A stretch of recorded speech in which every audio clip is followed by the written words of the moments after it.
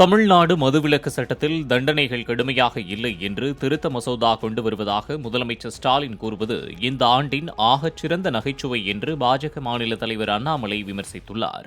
இதுகுறித்து எக்ஸ் தளத்தில் பதிவிட்டுள்ள அவர், கடந்த ஆண்டு 23 பேர் பலியாக காரணமாக இருந்த கள்ளச்சாராய வியாபாரிக்கு நெருக்கமான அமைச்சர் செஞ்சி மஸ்தான் மீது எந்த நடவடிக்கையும் எடுக்கவில்லை என்று கூறியுள்ளார். கள்ளக்குறிச்சியில் 65 பேர் பலியான பின்பும் மதுவிலக்குத்துறை அமைச்சர் முத்துச்சாமியை பதவி நீக்கம் செய்யவில்லை என்று குறிப்பிட்டுள்ள அண்ணாமலை, போதைப் பொருள் கடத்தல் கும்பல் தலைவன் ஜாஃபர் சாதிக்கிற்கு திமுகவில் உயர் பதவி கொடுத்து 2000 கோடி ரூபாய் சம்பாதிக்கும் வரை வேடிக்கை பார்த்ததாக குற்றம் சாட்டியுள்ளார்.